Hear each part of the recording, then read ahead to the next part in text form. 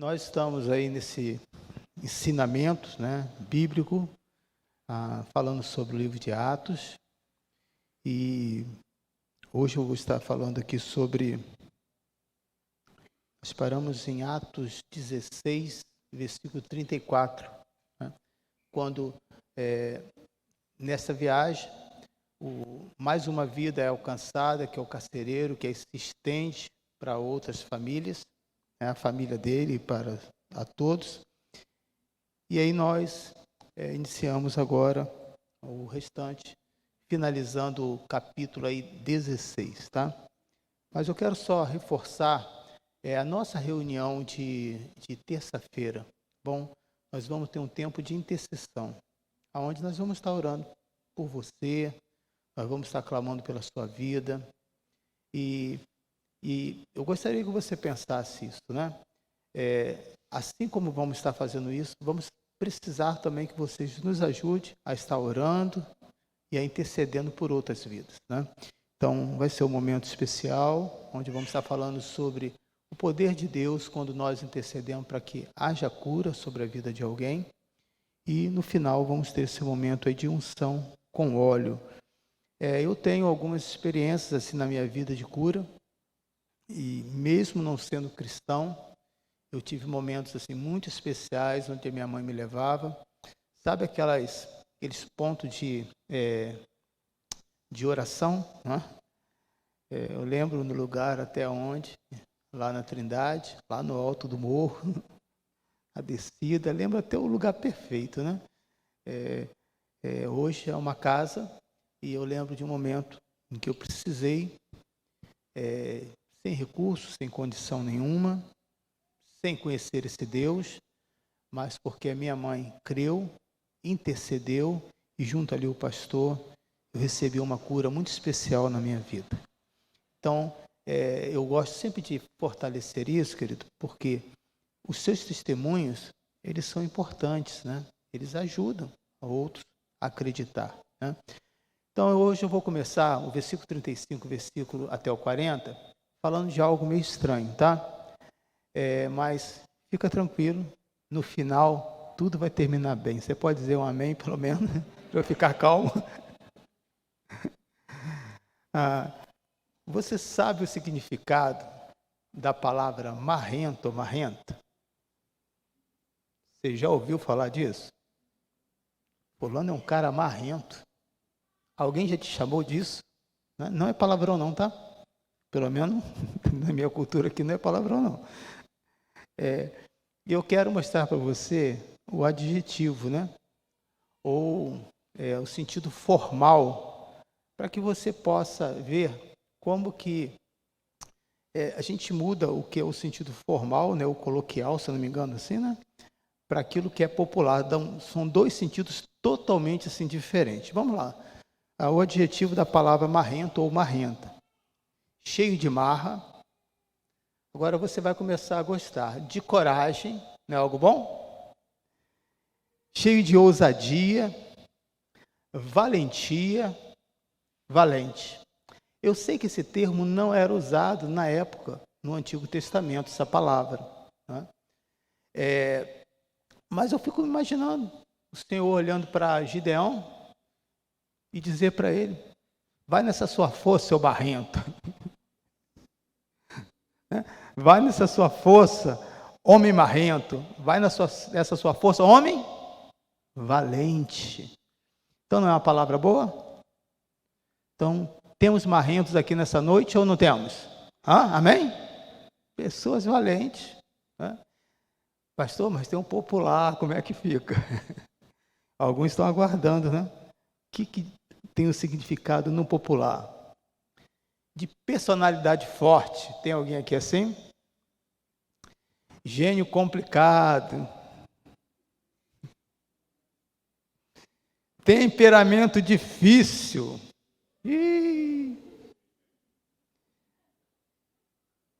Que se orgulha das próprias qualidades.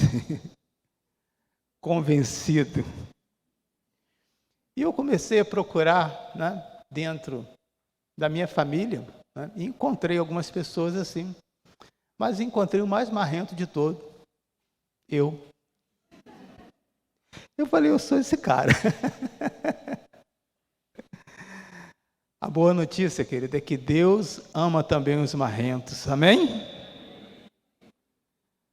O marrento é aquela pessoa, no nosso popular, que a gente chamamos, é aquela que dificulta tudo.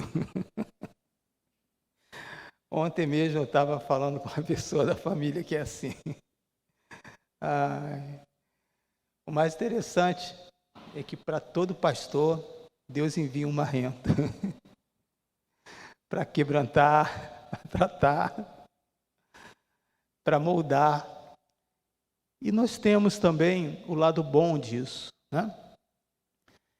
Nós queremos sempre as pessoas mansas, de fácil acesso, que concorde com tudo. O marrento não, o marrento confronta. Vai observar na sua casa. 2 filhos, tem um que você pega isso. Ele vai e pega, uma boa, tranquilo. Filho do mesmo pai, da mesma mãe. Aí você falou, estou empolgado, vou ter mais um. Porque esse não me deu trabalho nenhum. Estou falando aí para a Bisa aí, para as crianças, para os pais aí, com os filhos novos aí. Vou ter outro, vou ter mais 2, mais 3. Aí essa criança vem ao mundo, se apresenta aqui, né? Aí você fala assim, pega esse negócio aqui. Por que você está mandando eu? Por que é sempre eu? Esse é um marrento. Nós vamos entender, querido, que as diferenças, elas são importantes, elas são necessárias, né? E nós temos que aprender a lidar com elas. A lidar com todo tipo de comportamento e saber, né, que essas pessoas que são diferentes de nós, elas nos acrescentam muita coisa e nos ajuda a pensar em muitos momentos. Pedro leva essa fama durante o tempo inteiro. E aí as pessoas colocam esse peso sobre ele, porque era uma pessoa iletrada, que não era de estudo. Mas, na verdade, o maior marrento de todos para mim foi o apóstolo Paulo. E eu vou mostrar para você. Cara culto, bem formado, sabia se apresentar, conhecia das leis. Veja o que ele vai dizer. Atos 16, versículo 35 ao versículo 37. Eu quero, volte um pouquinho só ao versículo 34. Atos 16, 34. Aqui nós temos um tempo aqui de horas, talvez de 8, 9 horas, né, que se passaram, ou até um pouco mais. Versículo 34. Então os levou para a sua casa, o carcereiro, né, depois de ter aceitado a Cristo, serviu-lhes uma refeição e com todos os de sua casa alegrou-se muito por haver crido em Deus. Então, aquele carcereiro que queria se matar, que foi designado para ele essa responsabilidade, cuida desse homem, tenha cuidado com ele, que esse carcereiro colocou ele lá na prisão, no lugar, né, bem escuro, bem afastado, mas as orações, os louvores, fez algo diferente naquela cela, e aquele terremoto que aconteceu, o que aquele homem viu, percebeu que aqueles 2 homens, Paulo e Silas, eles eram servos de Deus, e aquilo o convenceu, e ele aceitou a Cristo. Então agora, esse mesmo carcereiro que queria se matar e que colocou Paulo e Silas num lugar totalmente difícil, se torna irmão. A paz do Senhor, o sentimento mudou.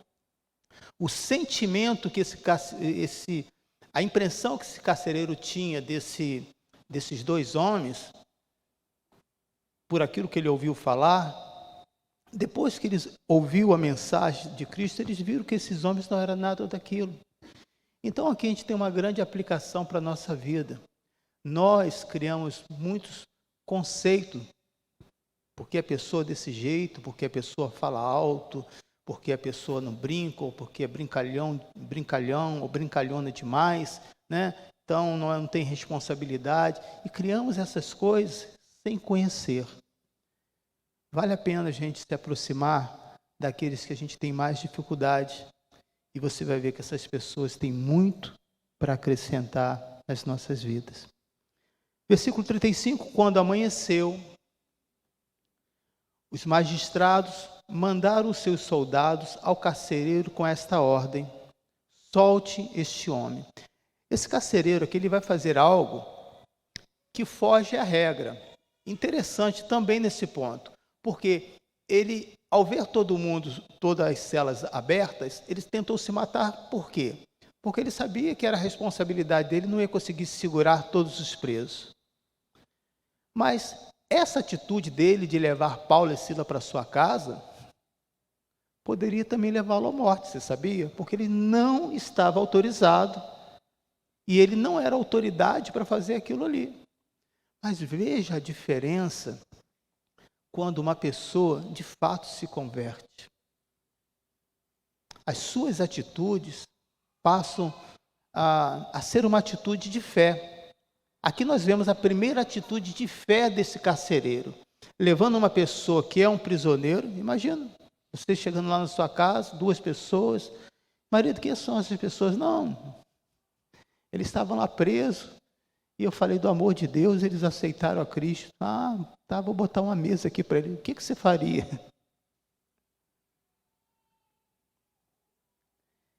Esse homem teve uma primeira atitude de fé, de levar 2 pessoas que ele não conhecia, mas porque percebeu que eram pessoas de Deus. Estava correndo risco da sua própria vida, porque eles poderiam fugir, e eles voltaram para essa cela. Né? Então, quando amanheceu, os magistrados mandaram os seus soldados ao carcereiro com esta ordem: solte estes homens. E esses homens estavam na cela. O carcereiro disse a Paulo: os magistrados deram ordem para que você e Silas sejam libertos. Agora pode sair, vão em paz. Mas como este homem já tinha levado Paulo e Silas para sua casa, não era mais uma pessoa estranha. Os soldados estavam perto deles, né, acompanhando o carcereiro a abrir, ou então já não tinha mais o que abrir, porque estava tudo, né, escancarado devido àquele terremoto. Mas eu imagino esse carcereiro chegando para Paulo e Silas e dizendo assim, baixinho, né? Meu irmão, tem uma boa notícia para te dar.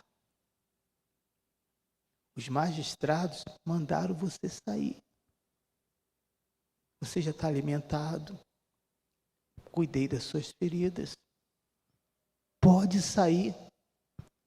Vá em paz. Aí que entra agora o corajoso, o valente, o marrento, Paulo. Disse para o soldado e para o carcereiro que não ia sair e nem iria em paz, antes que pedisse desculpa. Você pode imaginar a surpresa desse carcereiro? Como assim? Você está doido? Vai embora. Eu conheço esses homens, são sanguinários. Ele disse, não vou sair, antes que me peça desculpa. Por esse carcereiro conhecer a história dos soldados, dos magistrados, ele teve que, junto com os soldados, cumprir aquilo que esse prisioneiro estava reivindicando. Algo que iria trazer problema, com certeza, se assim não tivesse a intervenção de Deus. Versículo 37.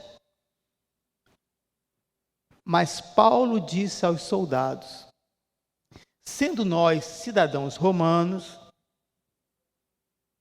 eles nos açoitaram. Vocês chegam aqui numa boa e vão embora? Deixa eu te falar, eu sou cidadão romano, eu conheço as leis. Nos açoitaram, não de maneira escondida, não, publicamente.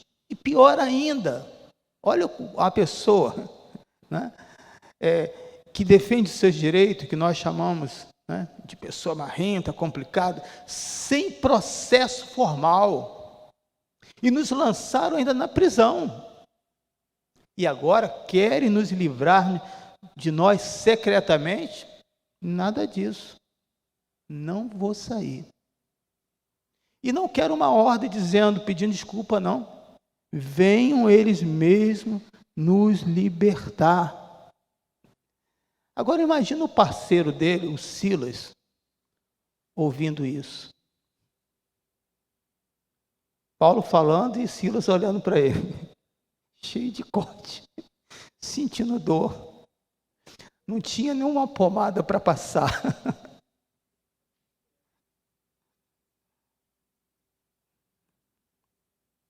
Cheio de infecções.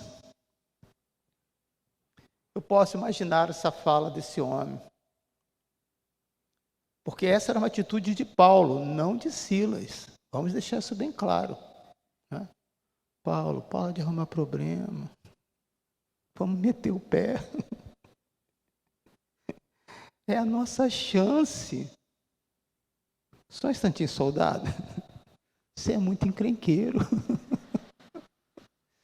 Você só arruma problema, cara. Agora eu estou entendendo. Por que Barnabé não aguentou você? Se Barnabé, homem manso, cheio do Espírito, não aguentou, quem sou eu? Vamos sair daqui. É ou não é complicado quando você faz essa parceria com uma pessoa que é marrenta? Não tem pessoas que são assim? Você vai comprar algo na loja e a pessoa tem o seu desconto e ela diz, não, só isso não. Vamos embora, rapaz. Tá bom, não. Um tempo atrás eu estava com a minha filha e na fila do gás, né, para abastecer, aí para um carro, pula a fila e entra.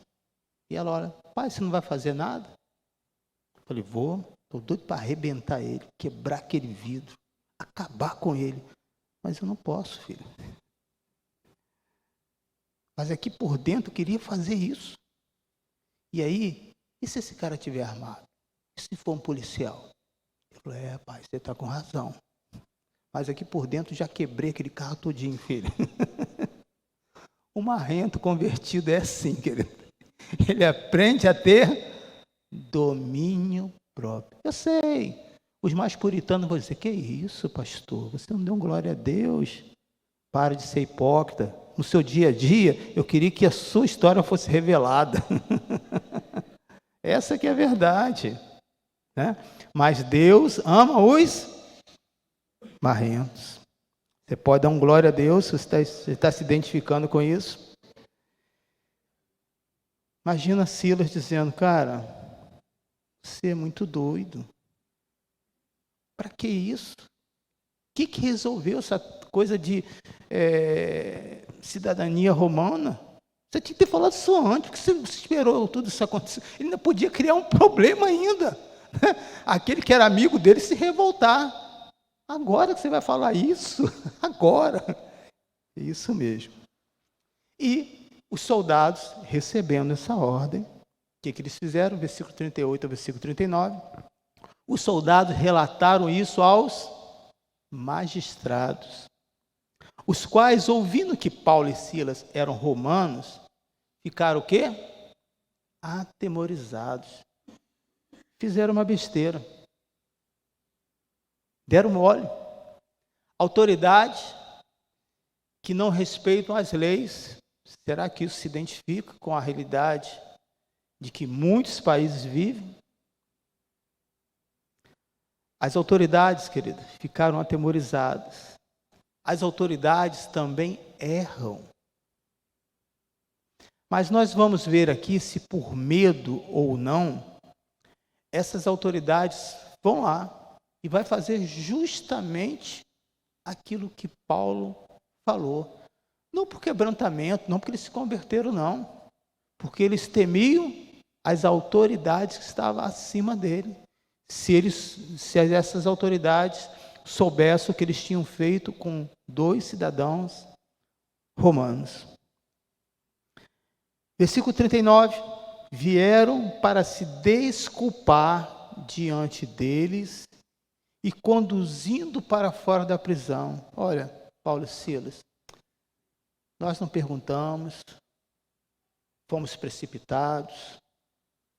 Sempre tem um mais maduro que vai jogar a culpa no outro, que vai dizer assim, olha, eu não vi o processo, mas eu acreditei nesse aqui que é mais novo. Mas eu quero me desculpar, por favor, vá embora. Pediram-lhe que saísse da cidade. Aí agora eu posso ver Silas e Paulo também conversando. Paulo olhando para Silas e dizendo, não te falei que eles tinham que pedir desculpa?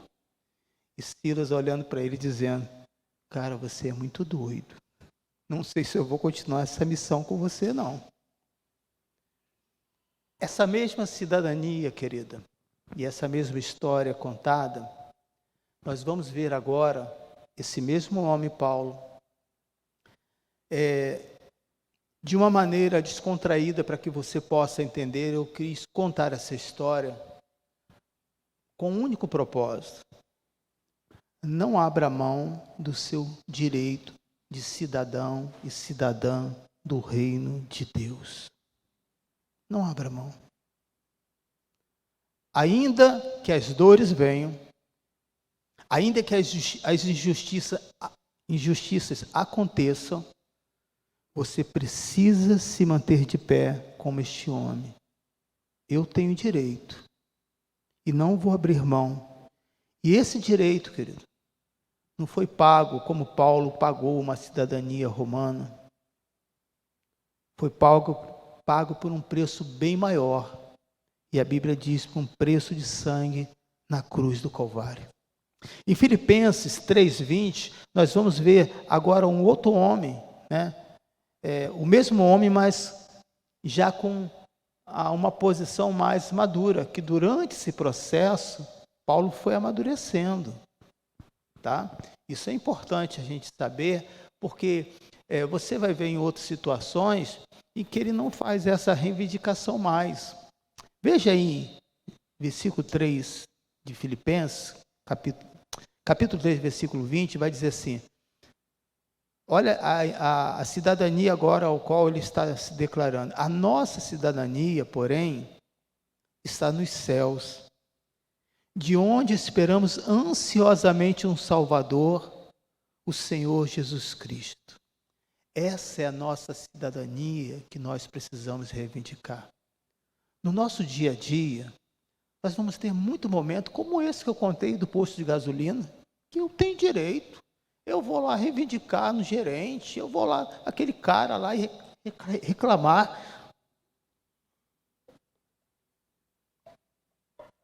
Eu vou lá reclamar, mas eu preciso lembrar que além de eu ser um cidadão brasileiro, eu agora tenho uma outra cidadania.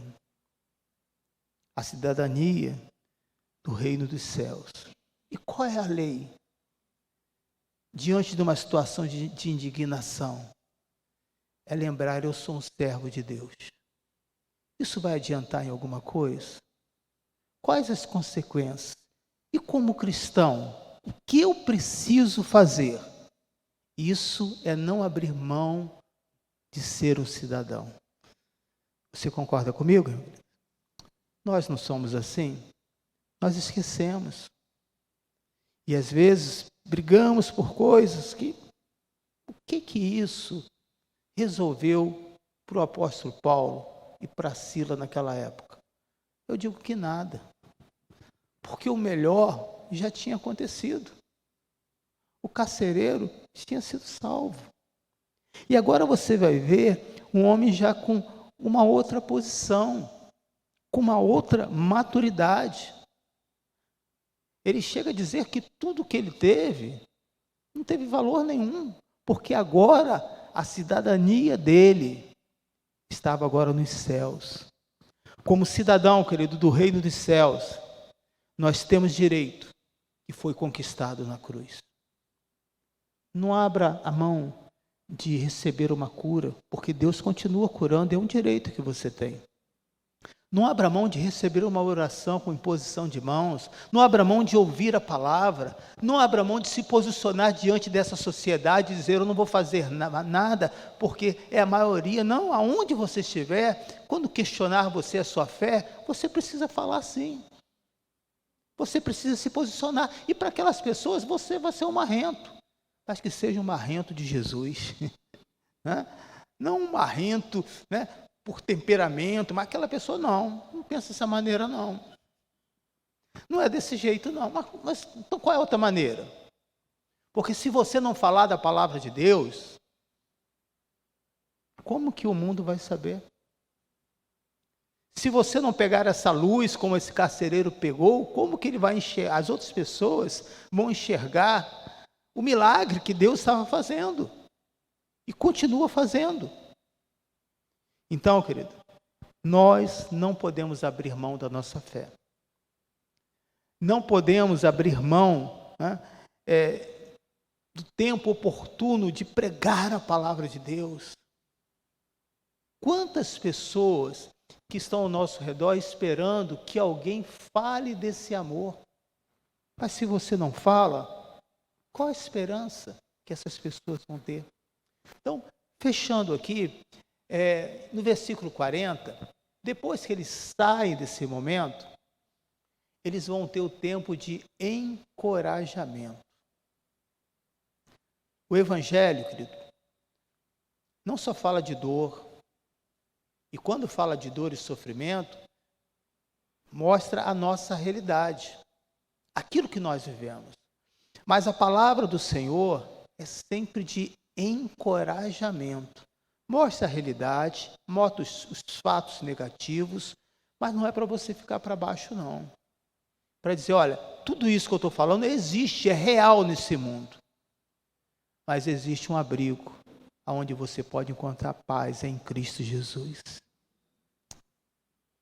Existe um lugar onde a pessoa viciada pode ser liberta, é através da palavra de Deus em Cristo Jesus. Existe um lugar onde os casamentos podem entrar em reconciliação e ser transformados, se assim os dois permitirem, é através de Cristo Jesus. Essa é a nossa mensagem. Essa é a mensagem que todos nós precisamos ter e fazer todos os dias. O que nós estamos fazendo? Estamos abrindo mão do nosso direito de cidadão e dizendo, anunciando só notícias ruins? O mundo não precisa de um cristão para trazer notícias ruins. Não estou dizendo que você viva no mundo da fantasia, mas se posicione como cidadão do reino dos céus. Qual é a minha posição? É dizer que Jesus Cristo ainda vive. Porque Ele ressuscitou. Ele está entre nós. Ele escuta o nosso clamor. Eu posso orar por você. Existe um lugar onde você vai ouvir uma palavra que traz esperança. Temos vários trabalhos, temos vários cultos durante a semana, o nosso culto presencial, nossas escolas, onde nós pregamos a palavra. O que você anuncia nesse período? Você reivindica o seu direito? Ou está deixando passar uma grande oportunidade? Isso é encorajar as pessoas, porque hoje a maior necessidade é falta de pessoas que vêm encorajar. Terça-feira, nós vamos estar aqui. E eu quero encorajar você a estar nessa terça conosco. Nós vamos orar por aqueles que estão enfermos, vamos mostrar o quanto Deus vai operar de maneira maravilhosa. E se você não quiser ver pela intercessão, venha pelo aniversário do pastor João e do pastor Alfredo, que vão estar fazendo aniversário. Né? E aí os dois vão estar comprando um grande bolo e a gente vai estar compartilhando aqui. Você traz o chocolate, vamos combinar assim? Se tiver frio, veja se a estratégia não foi boa, porque se ele não entra nessa escala terça-feira, ele ia meter o pé. Lógico que não, né, João? Eu quero encorajar você, querido, todas as vezes que temos um culto, que estamos reunidos. Quer ver um dos cultos que é muito importante para a minha vida? O Carlos Pimenta, o culto de quinta-feira. Tem culto quinta-feira, Pimenta? Amém. Aonde nós compartilhamos a palavra, aonde nós estamos juntos. E eu vou dizer para você, de todos os cultos que nós temos, é o culto que maior frequência nós que tem. Às vezes é dia de jogo, é dia de eleição, é dia de um monte de coisa, um monte de santo, é dia às vezes de calor, é dia de muita chuva. Eu falo assim, hoje não vai dar ninguém. Hoje vai estar difícil. Daqui a pouco a trombeta do Senhor toca, e aí começa a descer as pessoas, vir as pessoas de tudo quanto é lugar, né? E ali o Senhor é glorificado. Por quê? Porque essas pessoas estão sendo encorajadas. É o espaço onde você pode falar, aonde você pode abrir o seu coração, é o espaço onde você é respeitado. A igreja do Senhor, ela traz esses princípios. Veja no versículo 40. Quando Paulo e Silas, nesse momento, você vai observar que Timóteo e Lucas desaparecem, né, desse capítulo, mas eles estão aqui nessa comitiva. Veja o que Paulo e Silas, né, vão dizer. Depois de saírem da prisão, Paulo e Silas foram à casa de quem? Quem foi a Lídia? Aquela mulher que Deus abriu o coração. Ali se formou uma igreja. Então veja, nesta viagem, uma pessoa, Deus abriu o coração, ali se formou uma igreja. Rapidamente as trevas se levantam, criando barreiras, prendendo Paulo, dizendo, desista, desanima esses irmãos, deixa eles abatidos, mas eles continuam. Por quê? Quando Paulo e Silas são libertos, ali da prisão, eles vão para a casa de Lídia, onde se encontraram com os irmãos e os encorajaram, e então partiram. Qual foi a palavra que Paulo trouxe? Não encoraja, querido. A palavra eu não sei, mas não encoraja ninguém falando de desgraça. Você concorda comigo? Ó, tá ruim, vai ficar pior. Ó, tá chovendo agora? Tá aumentando. Pode vir aí uma tempestade. Onde você mora? Ó, a minha casa encheu outro dia.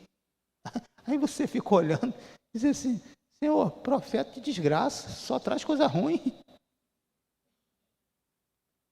Mas o servo do Senhor vai dizer assim, que bom, em período de seca, Deus está enviando essas águas para refrescar, para levar os alimentos. Porque o mesmo lugar, na mesma cidade, ou no mesmo país em que uns estão reclamando como nós, porque está chovendo, a gente se incomoda para não sujar o pezinho, sujar o carro que você lavou, né? Ou estão dando glória a Deus, porque as gramas que estão secas estão começando a ficar verdinha. Aquele alimento que você precisa é por causa dessa chuva e assim por diante. Então, o que nós podemos fazer, querido? Nós podemos só ver as coisas ruins e continuar divulgando isso. Mas nós somos cidadãos de onde? Do reino dos céus. Eu falo isso porque eu sempre fui uma pessoa extremamente pessimista. Por incrível que pareça. Né? Hoje não mais. Mas sempre achava que tudo que dava ruim era comigo. Se tinha alguma coisa, eu achava que eu era filho adotivo, a cara do meu pai, idêntico. Eu acho que eu sou filha do... Tudo era problema para mim. Eu não conseguia imaginar que eu poderia ter um carro na minha vida, tirar uma carteira, comprar algo novo, impossível. Para que algo novo? Se as coisas antigas são melhores. Vamos reformar porque sai mais barato. Essa era a mentalidade. Com medo. Porque eu vivi dentro de um lar assim. Não vamos comprar nada à prestação. Não estou falando para você sair gastando, está vendo? Qual o pastor falou, vamos gastar. Não estou falando isso. Vocês são minha testemunha? Levanta a mão, por favor, amém? Não é para gastar, abrir, nada de cartão. Mas, à medida da sua necessidade, às vezes nós não tínhamos nada porque não queria comprar no crédito. Não sei o dia de amanhã. Então, fui criado neste ambiente pessimista. Mas Deus mudou a minha mente, o meu coração, querido. Então hoje, e a minha esposa foi essa ferramenta de Deus. Estava chovendo, amanhã não vai dar passeio não, amanhã vai fazer sol. E assim por diante. Não se encoraja ninguém falando de desgraça.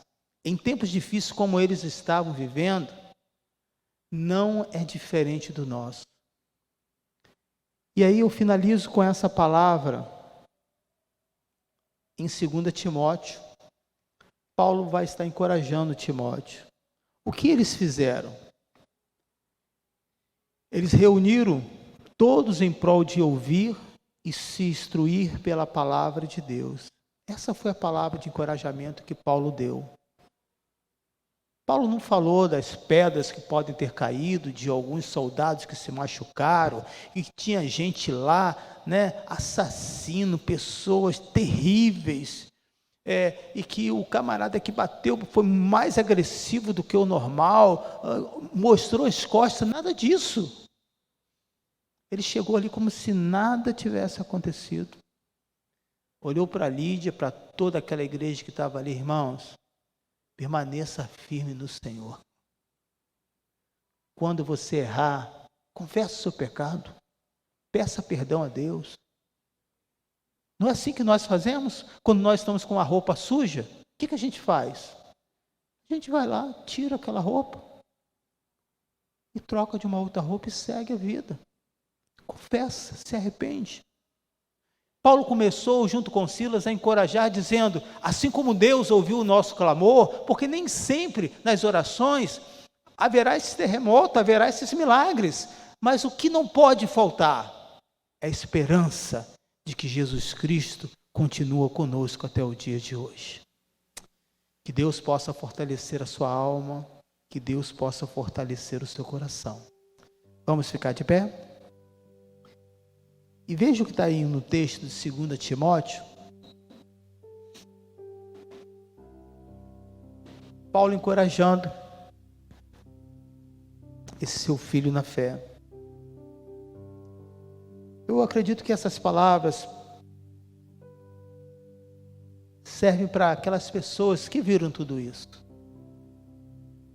Uma cidade se levantando, as pessoas criando problema, e aquela igreja prosseguiu firme na fé. Versículo 1, portanto você, meu filho, fortifique-se na graça que há em Cristo Jesus.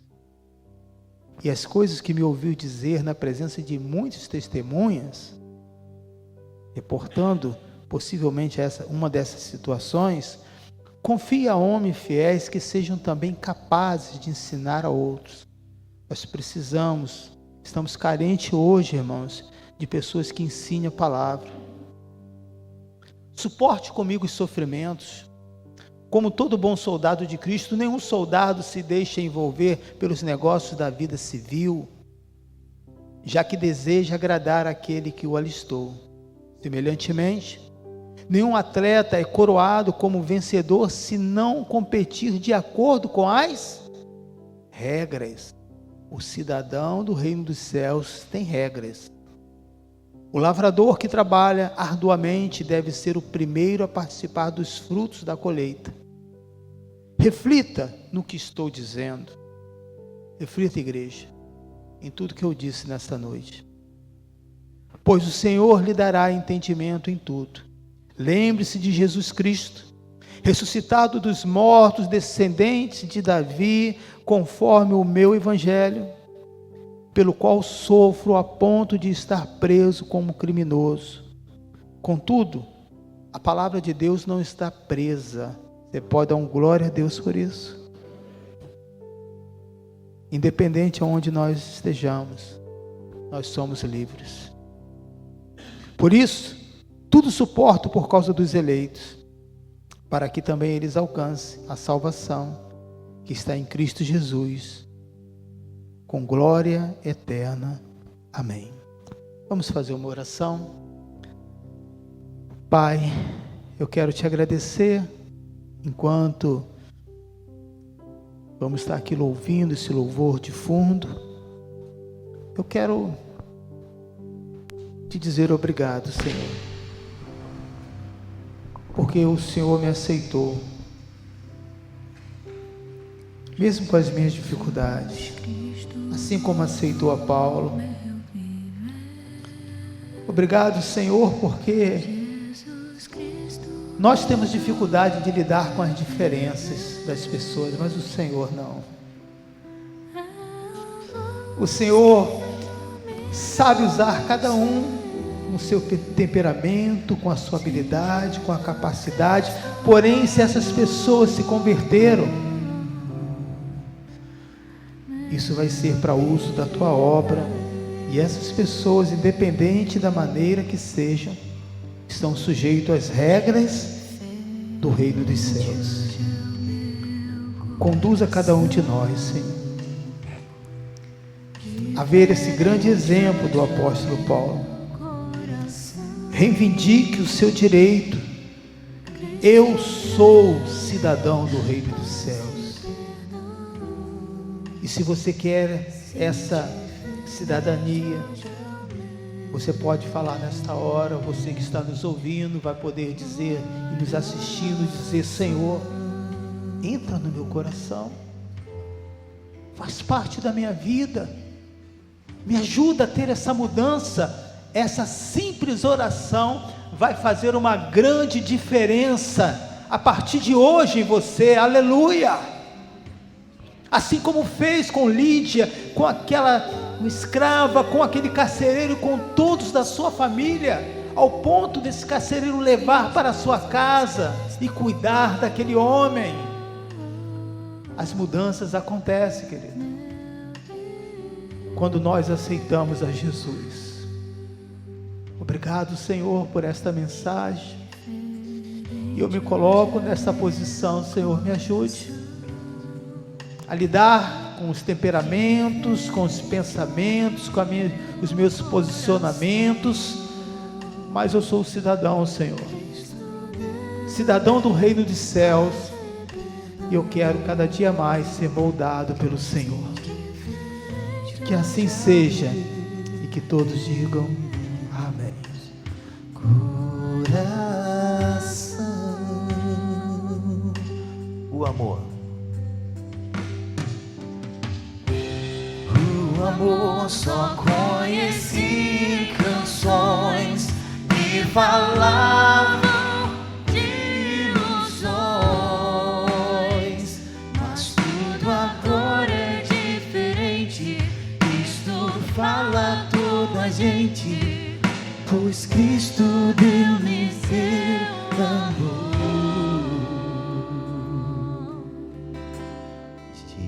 Jesus Cristo mudou meu viver. Jesus Cristo mudou meu viver. É a luz que ilumina meu ser. Se Jesus Cristo mudou meu viver.